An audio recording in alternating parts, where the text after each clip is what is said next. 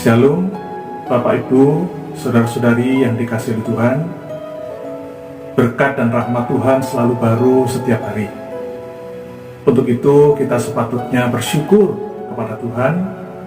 Hingga saat ini pemeliharaan Tuhan sungguh nyata dalam hidup kita, baik itu secara jasmani maupun secara rohani, di mana kita bisa beribadah dan diizinkan oleh Tuhan untuk mengadakan dan mengikuti ibadah walaupun secara online. Mari kita gunakan waktu-waktu ibadah kita dengan sebaik mungkin untuk memuji dan mempermuliakan nama Tuhan. Mari kita pujikan pujian hari ini, Kurasa Bahagia.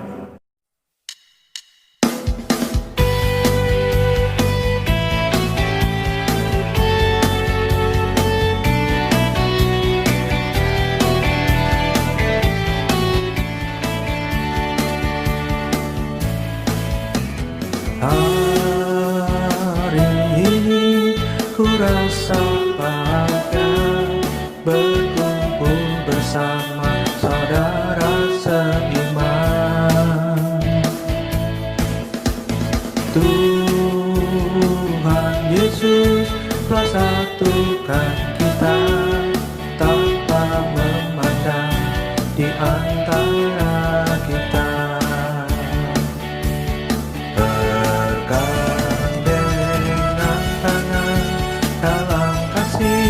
Dalam satu hati berjalan dalam terang kasih Tuhan. Kau sahabatku, kau saudaraku, tiada yang dapat memisahkan kita.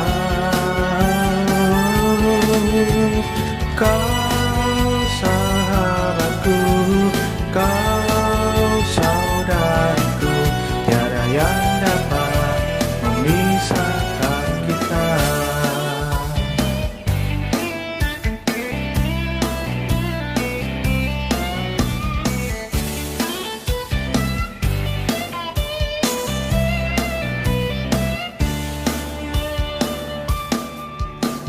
Hari ini ku rasa bahagia berkumpul bersama saudara seiman.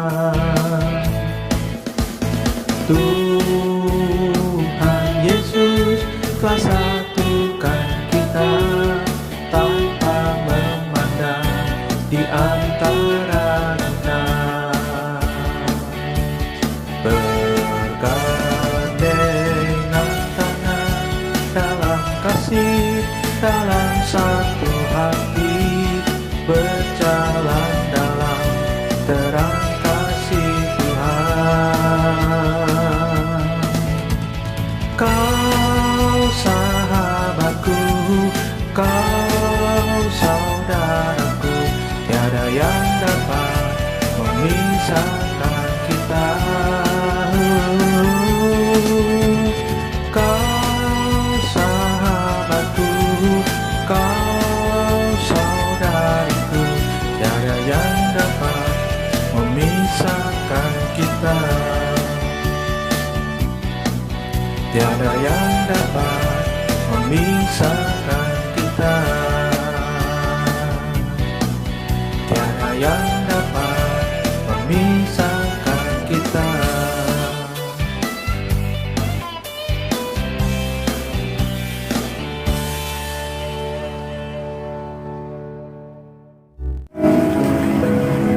Mari kita berdoa. Tuhan, kami menyerahkan ibadah ini dari awal, pertengahan hingga akhirnya. Kiranya ibadah ini boleh menjadi berkat bagi setiap kami yang mendengarkan kebenaran firman Tuhan. Terima kasih Tuhan. Berkati ibadah ini sekali lagi kami serahkan ke dalam nama Tuhan. Biarlah nama Tuhan dipermuliakan. Dalam nama Tuhan Yesus kami berdoa. Amin. Syair pujian ini mengatakan, kurasa bahagia berkumpul bersama saudara seiman. Masalahnya, kan kita sekarang ini tidak bisa berkumpul bersama dengan saudara seiman di gedung gereja, bukan? Apalagi dikatakan tadi bergandengan tangan dalam kasih. Bagaimana mungkin kita bisa bergandengan tangan? Bertemu saja nggak bisa.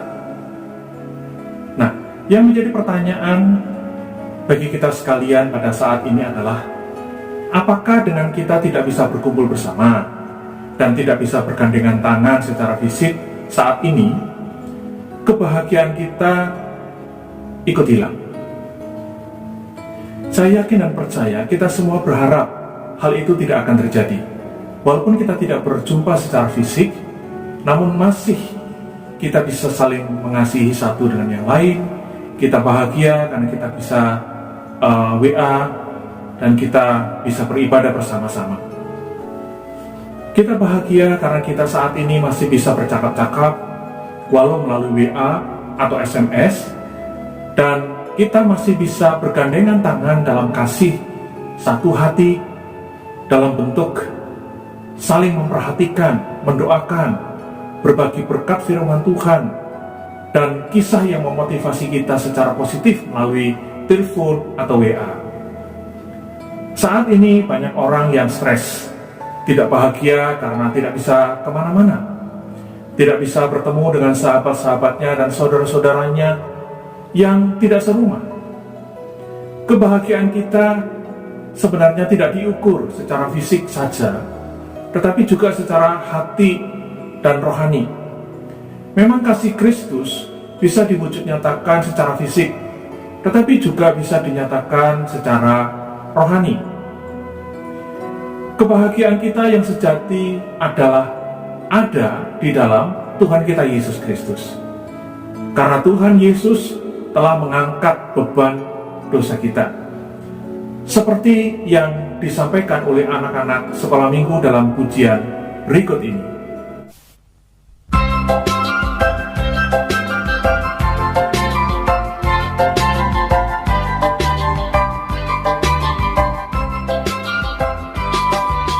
Aku bahagia, bahagia, bahagia, bahagia.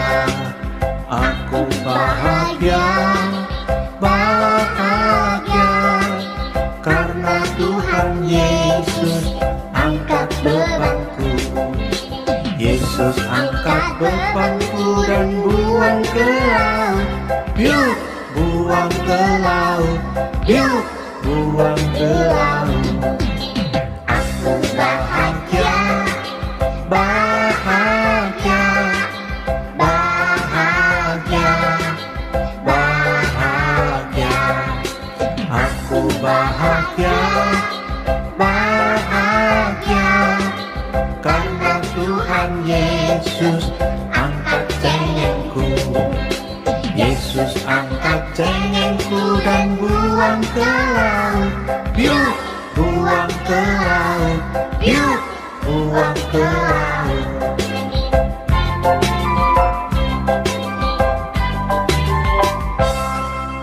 Aku bahagia, bahagia, bahagia, bahagia.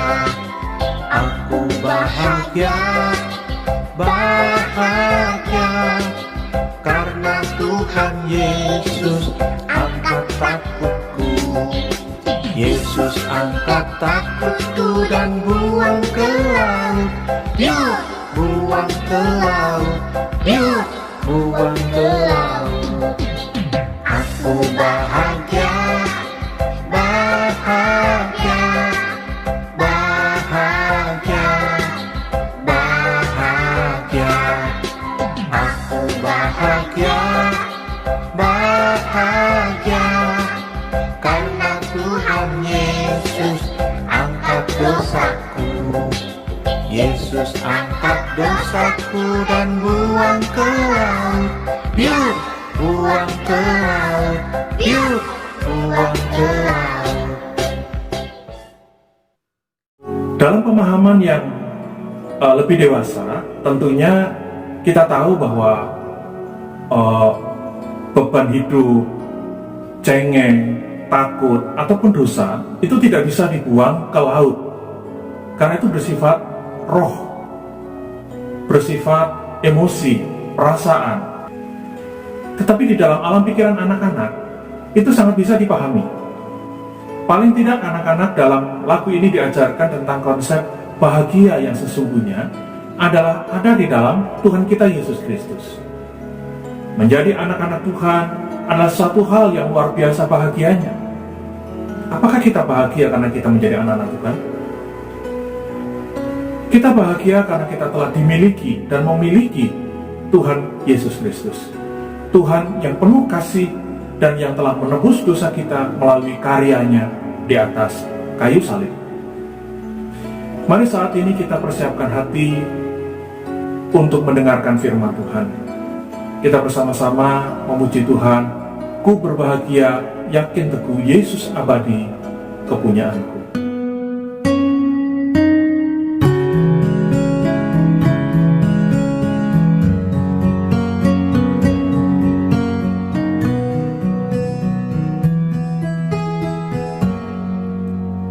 Ku berbahagia,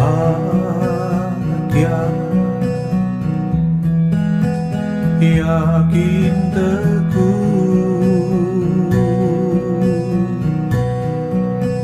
Yesus abadi, kepunyaanku.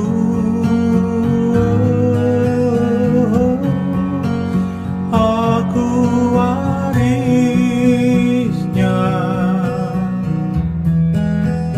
ku ditebus,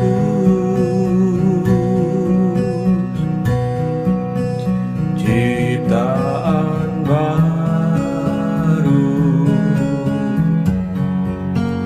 Roh Kudus.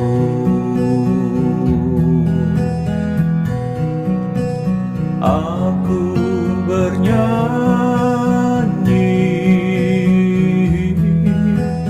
bahagia,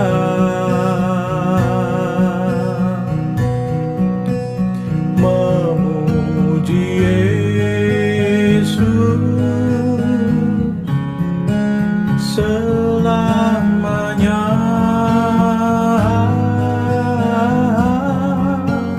Aku bernyanyi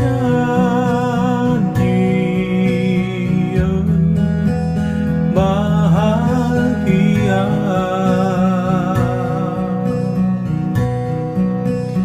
memuji Yesus selamanya.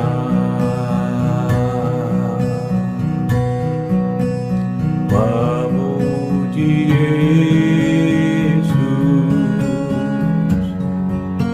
selamanya.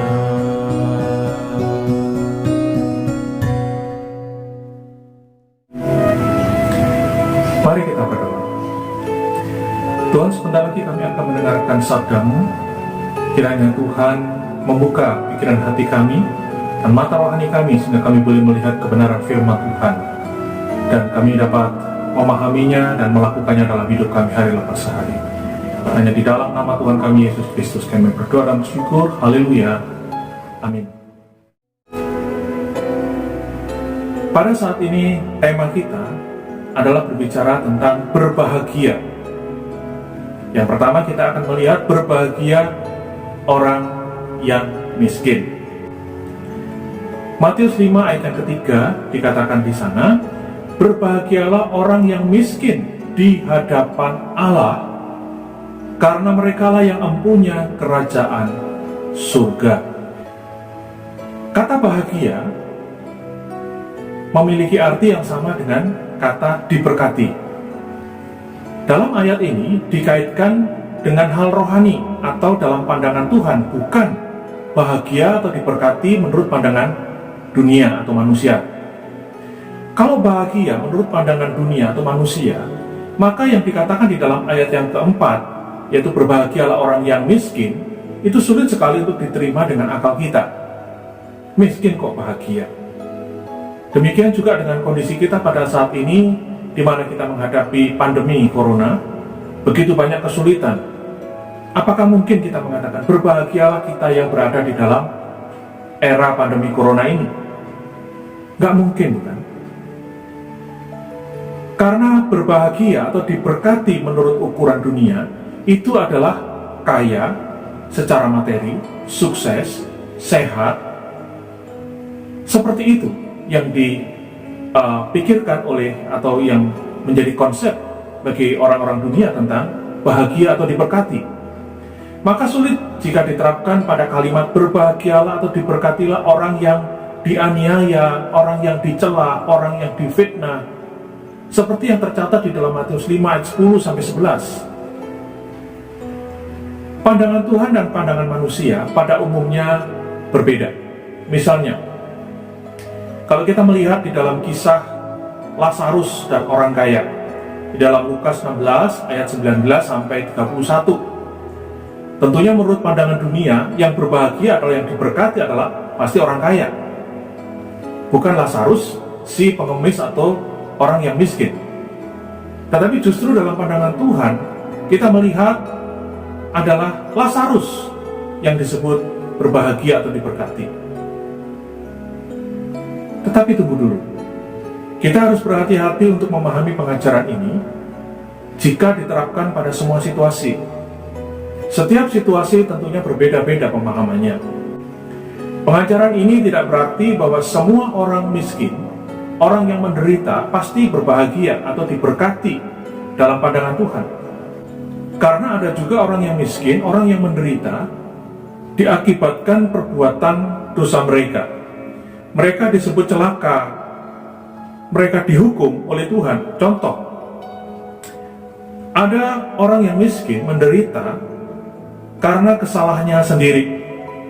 Namun walaupun sudah dalam keadaan menderita sekalipun, mereka masih tetap melakukan kejahatan, yaitu mencuri, merampas, merampok. Juga tidak berarti bahwa semua orang yang kaya, sukses, berkedudukan tinggi pasti celaka, terkutuk dalam pandangan Tuhan. Tidak. Bisa saja mereka kaya, sukses, berkedudukan tinggi karena diberkati oleh Tuhan.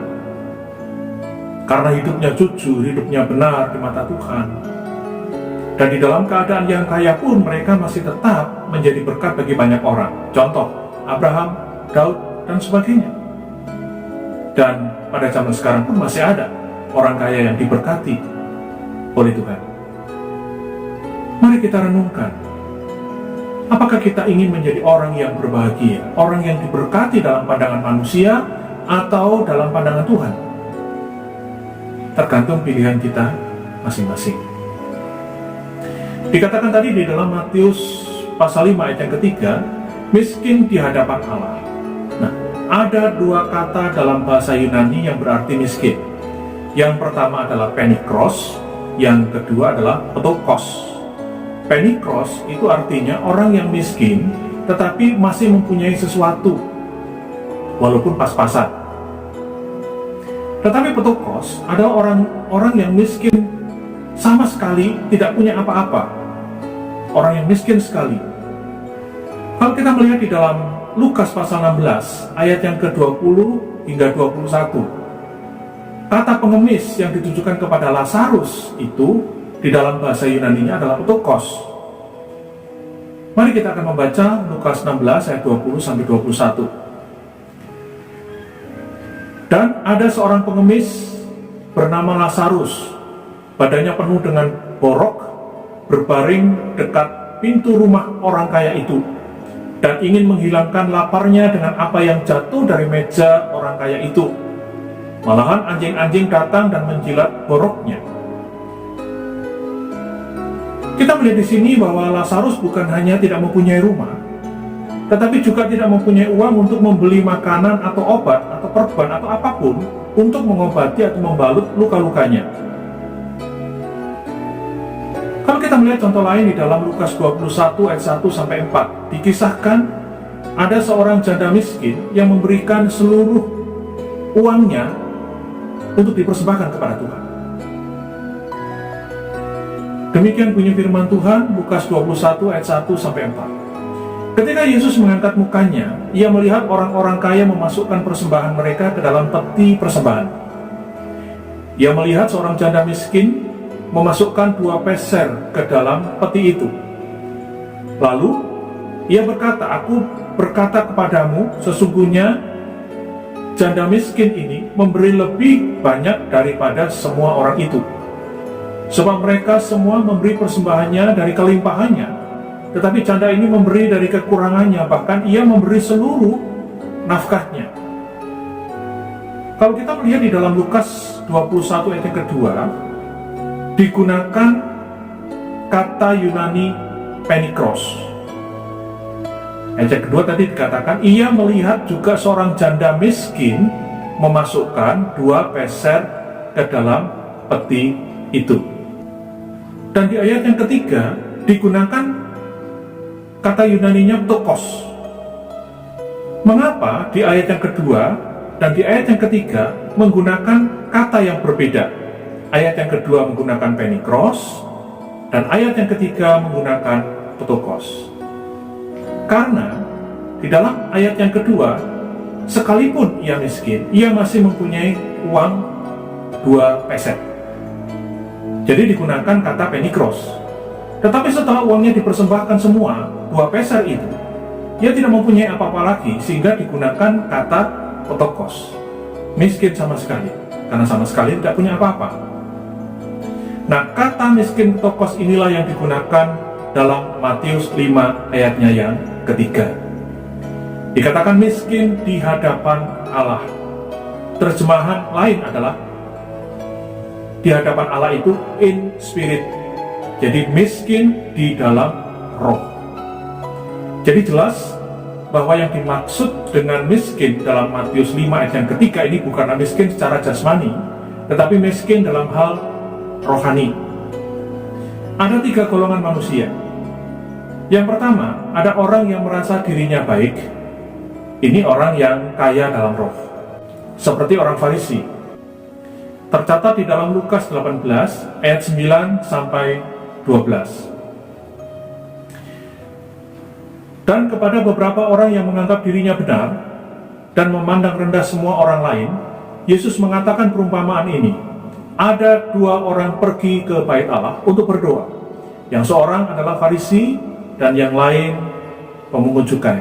Orang Farisi itu berdiri dan berdoa dalam hatinya begini, "Ya Allah, aku mengucap syukur kepadamu, karena aku tidak sama seperti semua orang lain, bukan perampok, bukan orang lalim, bukan pezina, dan bukan juga seperti pemungut cukai ini. Aku berpuasa 2 kali seminggu. Aku memberikan 1/10 dari segala penghasilanku."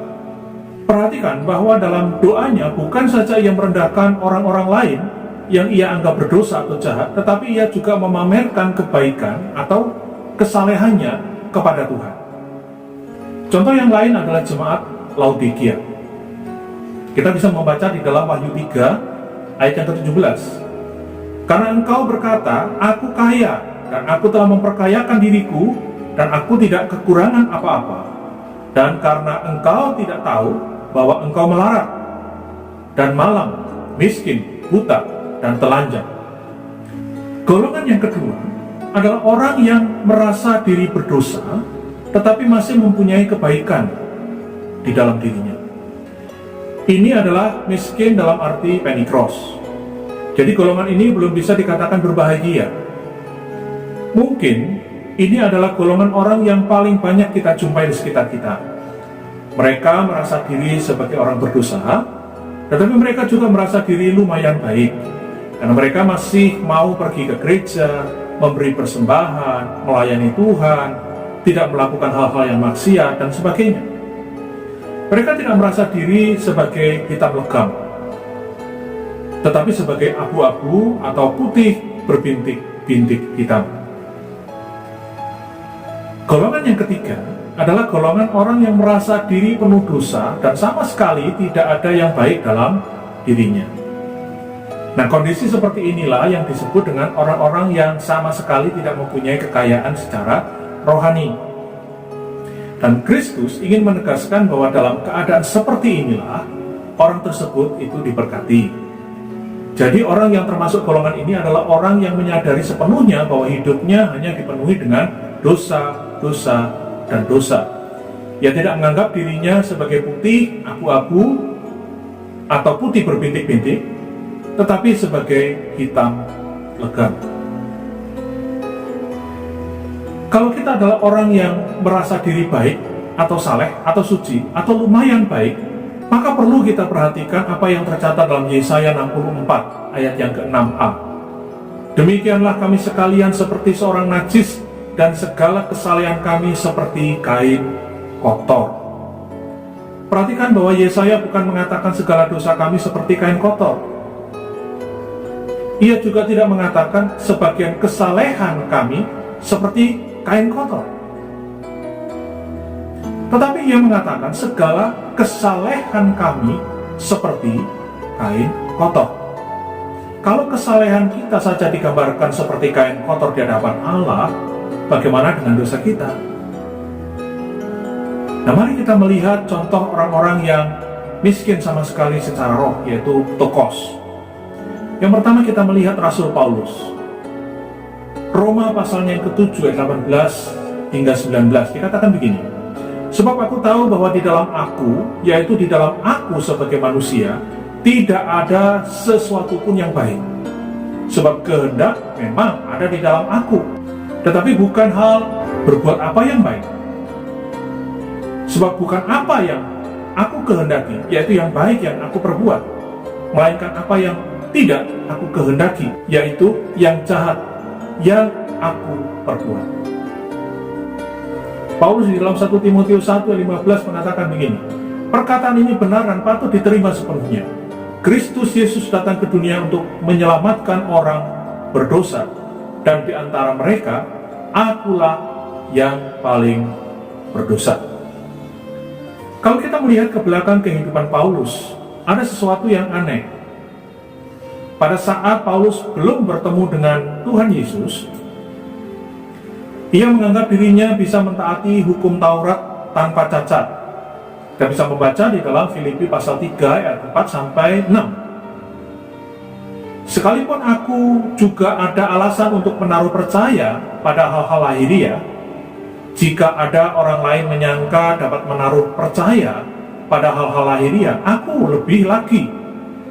Disunat pada hari ke-8, dari bangsa Israel, dari suku Benyamin, orang Ibrani asli, tentang pendirian terhadap hukum Taurat, aku orang Farisi, tentang kegiatan aku penganiaya jemaat, tentang kebenaran dalam mentaati hukum Taurat, aku tidak bercacat. Tetapi setelah ia bertemu dengan Tuhan Yesus Kristus, dan tumbuh dalam pengertian firman Tuhan dan kekudusan, ia justru merasa dirinya penuh dengan dosa. Kita melihat contoh berikutnya adalah pemungut cukai. Lukas 18:13 mengatakan, tetapi pemungut cukai itu berdiri jauh-jauh, bahkan ia tidak berani menengadah ke langit, melainkan ia memukul diri dan berkata, ya Allah, kasihanilah aku, orang berdosa ini. Contoh tokos yang lain adalah anak bungsu, anak yang terhilang. Lukas 15 ayat 17-19 dikatakan, lalu ia menyadari keadaannya, katanya, betapa banyaknya orang upahan Bapakku yang berlimpah-limpah makanannya, tetapi aku di sini mati kelaparan. Aku akan bangkit dan pergi kepada Bapakku dan berkata kepadanya, Bapa, aku telah berdosa terhadap surga dan terhadap Bapa. Aku tidak layak lagi disebut anak Bapa. Jadi karena aku sebagai salah seorang upahan Bapa. Matius yang kelima, ayat yang ketiga ini ditutup dengan kalimat, karena merekalah yang mempunyai kerajaan surga. Inilah alasan utama mengapa miskin atau tokos secara roh disebut berbahagia. Karena mereka adalah pemilik kerajaan surga. Pertanyaannya adalah, mengapa mereka disebut sebagai pemilik kerajaan surga? Yang pertama, karena orang yang tokos ini, orang yang seperti ini, tidak akan berusaha masuk surga dengan usahanya sendiri. Dia akan mengemis pengampunan kepada Tuhan. Sebaliknya, orang yang merasa dirinya baik, orang yang merasa dirinya lumayan baik akan berusaha masuk surga dengan usahanya, dengan perbuatan baiknya sendiri. Dan mereka berpikir bahwa dengan berbuat baik mereka bisa masuk surga. Ini tidak mungkin berhasil, karena kitab suci mengajarkan kepada kita bahwa keselamatan itu tidak pernah dihasilkan dari perbuatan baik kita. Alasan yang kedua adalah Kristus juga berkata bahwa ia datang untuk memanggil orang berdosa, bukan orang benar. Matius 9 ayat 10-13 dikatakan, kemudian ketika Yesus makan di rumah Matius, datanglah banyak pemungut cukai dan orang berdosa dan makan bersama-sama dengan dia dan murid-muridnya. Pada waktu orang Farisi melihat hal itu, berkatalah mereka kepada murid-murid Yesus, mengapa gurumu makan bersama-sama dengan pemungut cukai dan orang berdosa? Yesus mendengarnya dan berkata, bukan orang sehat yang memerlukan tabib, tetapi orang sakit. Jadi pergilah dan pelajarilah arti firman ini. Yang kukehendaki ialah belas kasihan dan bukan persembahan, karena aku datang bukan untuk memanggil orang benar, melainkan orang berdosa. Kata-kata Yesus ini tidak berarti bahwa dalam dunia ini ada orang-orang yang benar dan ada orang-orang yang berdosa. Tidak. Kitab suci mengatakan bahwa semua orang berdosa. Tetapi kenyataannya ada orang yang sekalipun dirinya berdosa, tetapi masih menganggap dirinya ada baiknya, lumayan baik. Dan kenyataan lain di dalam dunia ini, ada orang yang menyadari bahwa dirinya penuh dengan dosa. Nah, Tuhan Yesus datang ke dalam dunia ini bukan untuk menyelamatkan orang yang pertama, orang berdosa tapi merasa dirinya masih lumayan baik, tetapi untuk orang yang kedua, yang menyadari bahwa dirinya penuh dengan dosa dan membutuhkan pertolongan Tuhan untuk menyelamatkan dirinya.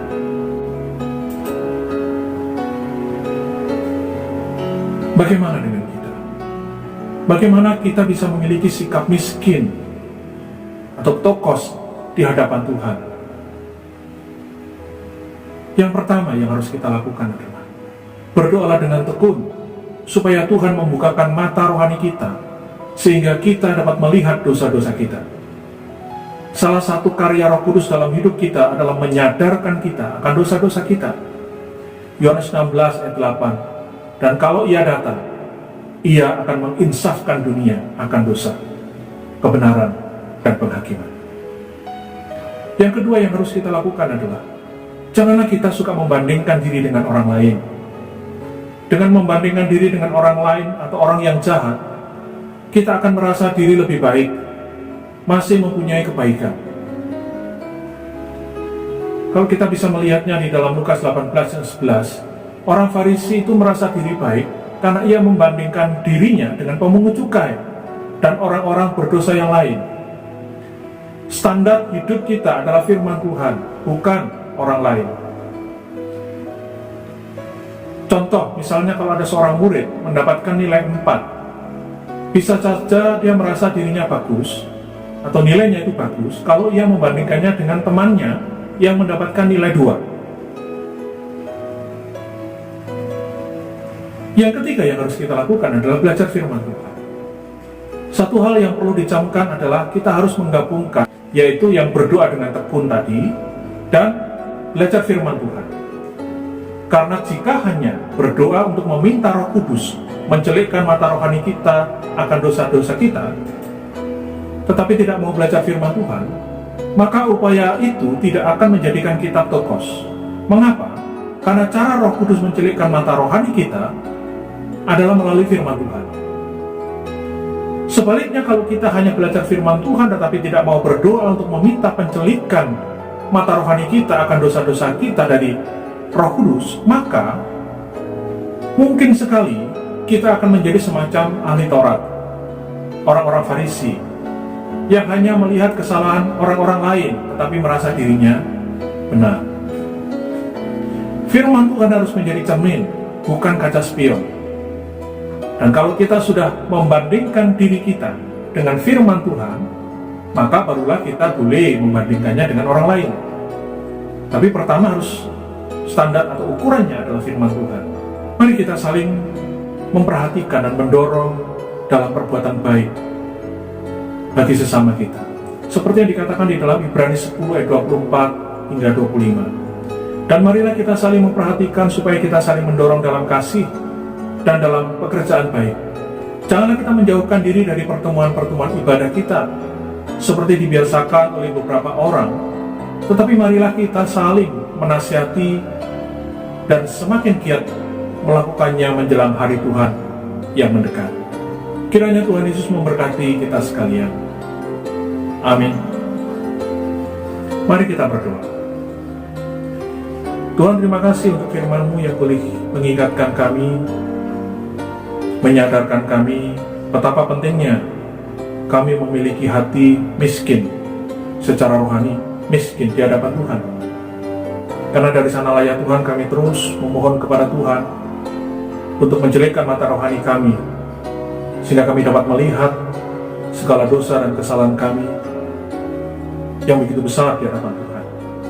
Sehingga tidak ada satupun yang baik selain Engkau yang baik di dalam hidup kami. Dengan terus belajar firman Tuhan, kami terus ditegur, kami terus diingatkan, dan Allah Roh Kudus bekerja dalam kehidupan kami ya Tuhan. Dengan belajar firman Tuhan itu, hidup kami senantiasa diperkenan oleh Tuhan. Terima kasih ya Tuhan untuk kesempatan pada saat ini di mana kami boleh belajar firman Tuhan. Kiranya Tuhan juga memberkati jemaat-Mu di dalam segala keberadaan mereka, baik suka maupun duka.